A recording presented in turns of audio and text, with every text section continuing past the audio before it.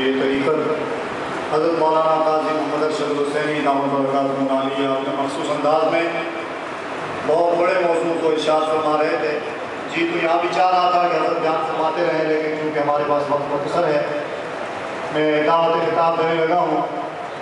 شیخ الحدیث حضرت مولانا قاری جمیل الرحمن صاحب دامت برکاتہ عالیہ، خلیفہ مجاز، وکیل صحابہ، قائد اہل سنت حضرت مولانا قاضی مظہر حسین صاحب نور اللہ تعالیٰ کو تشریف لائیں اور اپنے فیض و برکات سے ہمیں نوازیں.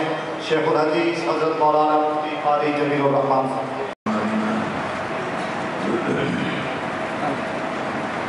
من يهده الله فلا مضل له ومن يضلل فلا هادي له ونشهد ان لا اله الا الله وحده لا شريك له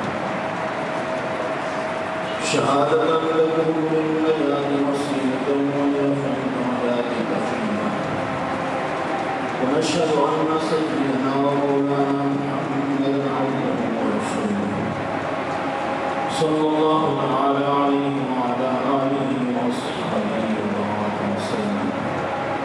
أما بعد فأعوذ بالله من الشيطان الرجيم. بسم الله الرحمن الرحيم.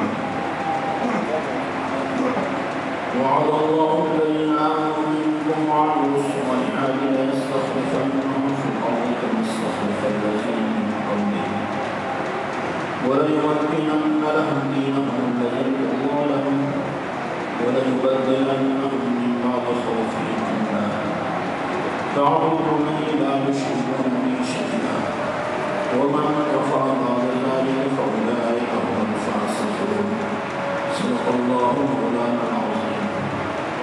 اللهم صل وسلم وبارك على سيدنا مولانا محمد وعلى آله وصحبه كما تحب وترضى بزرگان عظیم برادران سنت والجماعت دارالعلوم شریعہ کا یہ سالانہ جلسہ سال فضیلت کے سلسلہ میں منعقد کیا جا رہا ہے اور آپ نے قیمتی بیانات سماعت فرما رہے ہیں تو عمل کے لیے سمجھنے کے لیے وہ بیانات کافی ہیں. میرا کوئی ارادہ بیان کرنے کا نہیں تھا اور میں اس ارادے سے یہاں پہ حاضر تھی. عزیزوں حافظ بشیرت السلام نے اعلان کر دیا صرف چند منٹ کے لیے آپ اللہ کے سامنے حاضری کی ہے اور چند منٹ میں وہ کہتے ہیں یہاں 4 یار کہتے ہیں، باقی صحابہ کے ممکن ہیں صرف 4 یار کو حق کہتے ہیں، باقی باقی. یہ جو لوگ بات کرتے ہیں یہ مغالطہ دھوکہ دیتے ہیں. اس لیے کہ حق 4 یار کا یہ مطلب نہیں کہ حضور صلی اللہ علیہ وسلم کے 4 یار حق ہیں باقی حق پر نہیں ہیں. یاد رکھیں 2 چیزیں صحابہ کے بارے میں. ایک چیز یہ ہے کہ حضور صلی اللہ علیہ وسلم کے سارے صحابہ اور ایمان کی حالت میں حضور کی صحبت میں بیٹھ گیا، ایمان پر اس کی موت آ گئی، اس کو کہتے ہیں صحابہ. تو جو بھی صحابی رسول ہیں وہ دین میں معیار ہے. دین میں کیا ہے؟ حق کی کسوٹی ہے، حق اور باطل کو پرکھا جائے گا. تو اللہ تعالیٰ نے صحابہ کرام کی پوری جماعت کو دین میں حق کا معیار، حق کی کسوٹی بنایا ہے. یہ عقیدہ ہے ہمارا مسلم صحابہ کرام کے معیار حق. تو بات سمجھے کہ سارے صحابہ معیار حق کی کسوٹی ہے. حق کی کسوٹی کس کو کہتے ہیں؟ وہ پتھر جو سنیارے کے پاس ہوتا ہے، سونا اس پہ رگڑتا ہے، سونے کا کھرا یا کھوٹا ہونا معلوم کرتا ہے، اس کو کسوٹی کہتے ہیں، معیار کہتے ہیں. تو حق کا معیار، حق کی کسوٹی دونوں صحابہ ہیں. حق اور باطل کو سمجھنا ہے تو صحابہ سے سمجھنا. جو دین صحابہ کے واسطے سے آ رہا ہے وہ دین صحیح ہے، سچا ہے. حضور والا دین ہے، اور جس دین میں صحابہ کا واسطہ نہیں ہے وہ دین حضور والا نہیں ہے، وہ دین حضور والا نہیں ہے۔ اس پر بہت سی مثالیں میں عرض کرتا سمجھانے کے لیے، لیکن وقت نہ ہونے کی وجہ سے اس طرف نہیں جاتا، لیکن مختصر بات یہ کہ صحابہ کے واسطے سے جو دین آ رہا ہے وہ حضور والا دین ہے، صحیح دین۔ اور جس مذہب میں دین میں صحابہ کا واسطہ نہیں ہے وہ دین حضور والا نہیں ہے۔ تو دوسری بات جو ہے وہ حق جاریات کی ہے۔ حضور کے صحابہ میں سے اللہ کے وعدے کے مطابق جن کو خلافت ملی ہے وہ 4 ہیں۔ ویسے تو خلیفے صحابہ میں سے 7 بنے جن کو خلافت ملی، اقتدار کیا جنہوں نے، وہ کتنے ہیں؟ 7 ہیں۔ 4 تو یہ حضرت صدیق اکبر، حضرت فاروق اعظم، حضرت عثمان غنی، حضرت علی المرتضیٰ رضی اللہ تعالیٰ عنہ، 4 خلفائے راشدین جن کو کہا جاتا ہے۔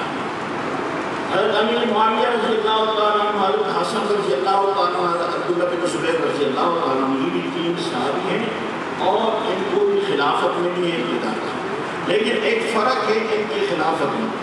4 یار کی جو خلافت میں جو آیت پڑھی آپ کے سامنے آئے اس کے خلاف اللہ نے وعدہ فرمایا، وعد اللہ الذین آمنوا منکم وعملوا الصالحات، اللہ کا وعدہ ہے، وعد اللہ الذین آمنوا، ان لوگوں کے ساتھ جو تم میں سے ایمان لائے اور نیک عمل کیا۔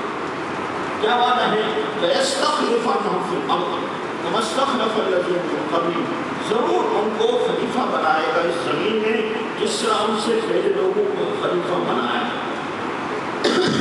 خلافت دینے کا وعدہ اللہ نے کیا اس آیت کے اندر، تو اس آیت کا نام استخلاف ہے۔ اس میں فرمان منکم، تم میں سے، اس وقت آیت میں نازل ہو رہی تھی تو منکم کا خطاب کن کو ہو رہا تھا؟ صحابہ کرام۔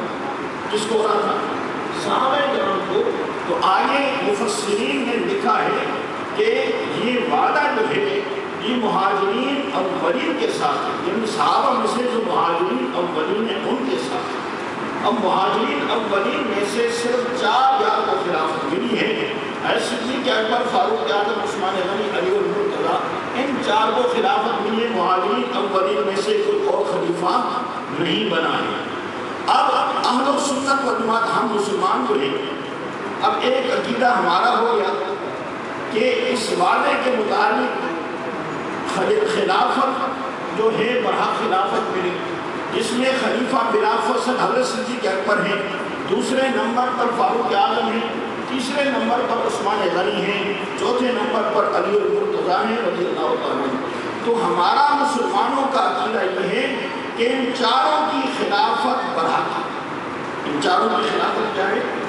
برحق ہے۔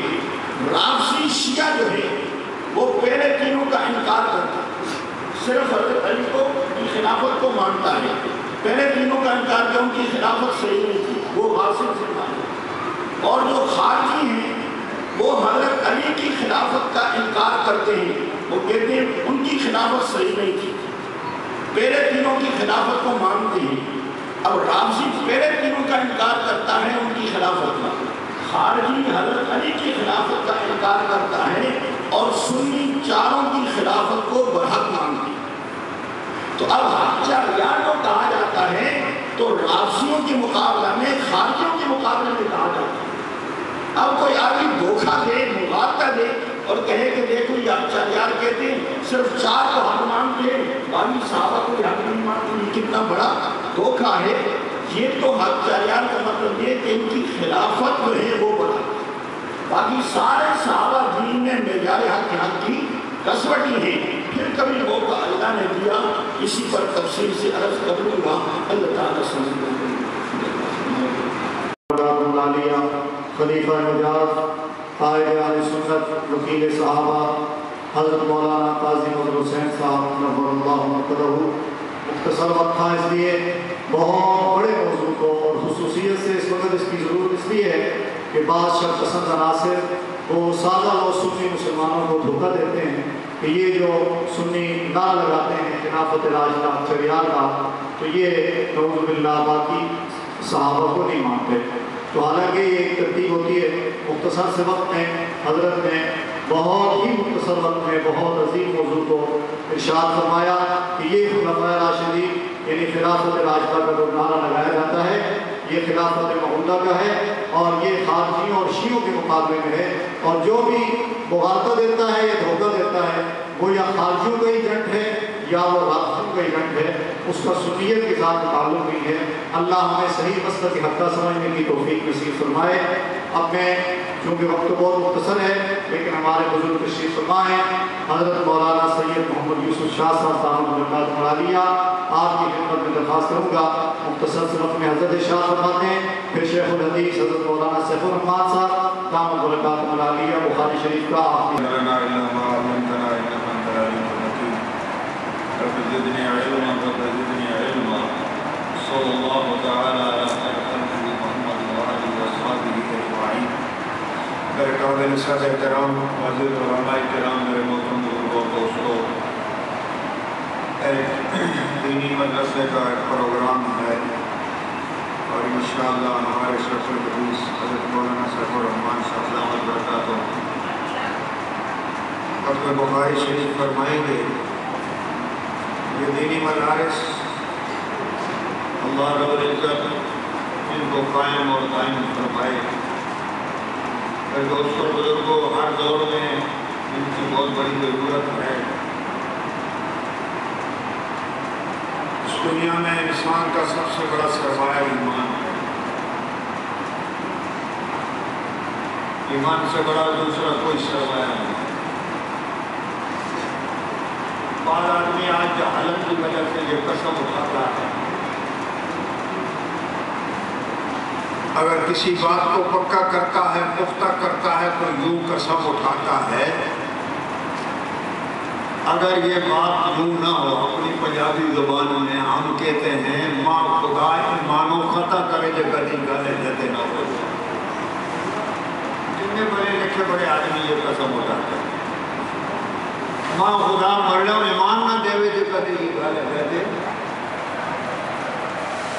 اور دوستوں بزرگوں، یہ ایمان اتنا بڑا اونچا سرمایہ ہے، حضور فرماتے ہیں جو آدمی ایسی قسم اٹھائے گا تو وہ ایمان کو سالم واپس نہیں ہوتا، اسے کلمہ پڑھنا چاہیے، تجدید ایمان کرنا۔ اس لیے کہ یہ آدمی ایمان کی جدائی پر اپنے آپ سے راضی ہو گیا ہے، اور ایمان اتنی بڑی دولت ہے کہ ایک سیکنڈ بھی اس کی جدائی کو گوارا نہیں کیا جاتا۔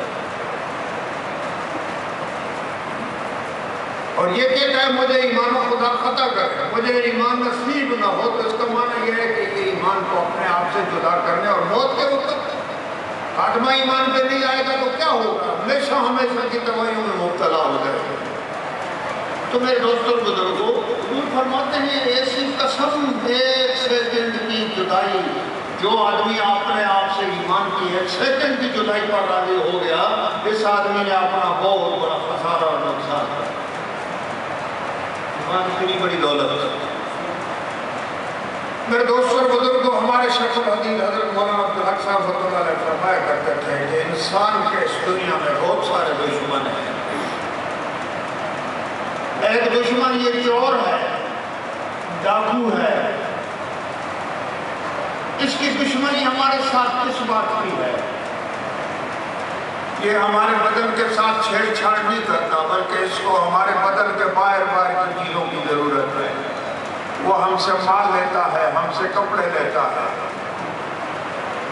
ایک انسان کا دشمن ہے یہ درندہ، یہ سانپ اور بچھو ہے، قاتل۔ اس کی دشمنی ہمارے ساتھ، ہمارے بدن کے ساتھ۔ سانپ کو مال کی ضرورت نہیں ہے، اس کو کپڑوں کی ضرورت نہیں ہے، وہ آدمی کے بدن کو ڈستا ہے، وہ انسان کے بدن کا دشمن ہے۔ یہ چور بھی دشمن ہے، یہ سانپ اور درندہ بھی دشمن ہے، اور ایک تیسرا دشمن ہے جس کو شیطان کہتے ہیں۔ اس کو نہ ہمارے کپڑوں کی ضرورت ہے، نہ ہمارے بدن کی ضرورت ہے، وہ مومن کے دل کے اندر جو ایمان کا موتی ہے، اس موتی کا دشمن ہے۔ وہ ان سے ہمارا ایمان لینا چاہتا ہے، ایمان چھیننا چاہتا ہے۔ آج میرے دوستوں بزرگوں، اس دنیا میں جتنے شیطانی فتنے ہیں اور جتنے شیطان روحانی معاملات ہیں وہ سارے کے ساروں کا ایک مشترکہ چیز ہے کہ اس مومن جو ہے اس کے اندر ایمان کی سطح ختم ہو جائے، یہ مومن محمد رسول اللہ صلی اللہ علیہ وسلم کی سطح پہ قائم نہ رہے۔ صحابہ کرام رضوان اللہ علیہ مجمعین کی زندگی کا جو مرکزی نقطہ تھا، جو مرکزی پوائنٹ تھا جس پہ سارے کے سارے صحابہ متفق تھے، وہ مرکزی نقطہ اور مرکزی پوائنٹ یہی تھا کہ ہم نے دنیا کی ہر مشکل کا مقابلہ کرنا ہے، ہر امتحان پاس کرنا ہے، ہر جو ہے تکلیف کو برداشت کرنا ہے، لیکن محمد صلی اللہ علیہ وسلم کی سطح سے ایک بال کے برابر کی ادھر ادھر نہیں ہوگا، نبی کی سطح کو نہیں چھوڑنا ہے۔ اور آج شیطان کی یہ کوشش ہے، باطل کی یہ کوشش ہے کہ یہ مسلمان سطح نبی سے دور ہو جائے، کہ پیغمبر کی معاشرت سے دور ہو جائے۔ میرے دوستوں اور بزرگوں، آج یہ ہے آسان سی بات ہے، کبھی چیل اوپر آ جاتی ہے، کبھی کوا اوپر آ جاتا ہے، اور مرغی اپنے بچوں کو لے کے باہر پھر رہی ہوتی ہے۔ جب اسے اوپر سے چیل کا ذرا سایہ نظر آتا ہے، کوا نظر آتا ہے، تو مرغی کیا کرتی ہے؟ وہ مرغی یوں کرتی ہے کہ وہ اپنے بچوں کو اپنے پروں کے نیچے چھپا لیتی ہے، کس لیے؟ ان کووں اور چیلوں سے بچانے۔ وہ سمجھتی ہے کہ یہاں چھپ کر یہ بہترین اور محفوظ پناہگاہ ہے، میرے بچوں پہ حملے نہیں ہوں گے۔ میرے دوستوں اور بزرگوں، یاد رکھو، آج ہمارے ایمان پہ، آج ہمارے دین پہ، آج ہمارے صفحہ نبی سے دور کرنے کے لیے آج اس پورے عالم میں بڑے بڑے کوے اڑ رہے ہیں، بڑے بڑے چیلیں اڑ رہی ہیں۔ اس لیے آج اگر ہم یہ چاہتے ہیں کہ ہمارے ان بچوں کا ایمان محفوظ ہو جائے، ان کا دین محفوظ ہو جائے، اور ان کا حیا محفوظ ہو جائے، ان کی عزت محفوظ ہو جائے، میرے دوستوں اور بزرگوں، یہ دینی مدارس وہ مرغی کے پر ہیں، ان پروں میں جو بچے آ جائے وہ انشاءاللہ محفوظ ہو جائے۔ دینی مدارس کو ایسے نہیں ہے، اس لیے باطل آج ان کے پیچھے پڑا ہوا ہے۔ یہ تو ایسا ہے جیسے مرغی بچوں کو پروں میں، آپ یہ چاہتے ہیں کہ ہمارے بچے آج محفوظ ہو جائیں، ان کا ایمان محفوظ ہو جائے، تو میرے دوستوں اور بزرگوں، یہ دینی مدارس یہ وہ پر ہیں جن پروں کے نیچے بچے آ گئے تو انشاءاللہ محفوظ رہیں گے۔ اس لیے اللہ رب العزت دینی مدارس کو قائم و دائم فرمائے۔ یہ علماء کا وجود جب تک باقی رہے گا انشاءاللہ اس دین کی حفاظت اللہ فرمائیں گے۔ اور بڑی آسان سی بات ہے، گھبرانے کی ضرورت نہیں ہے۔ ایک آدمی گھر سے چلا دودھ لانے کے لیے، برتن لے کے روانہ ہوا، اب یہ جو دودھ لائے گا تو کیسے لائے گا؟ دودھ کی حفاظت کرے گا کہ ساتھ برتن کی بھی حفاظت کرے گا؟ کیوں بھائی؟ برتن کی بھی حفاظت کرے گا، برتن نہیں ہوگا تو دودھ کیسے لائے گا؟ میرے دوستوں اور بزرگوں، اللہ رب العزت نے اپنی وحی کا دودھ آسمانوں سے دنیا میں بھیجا۔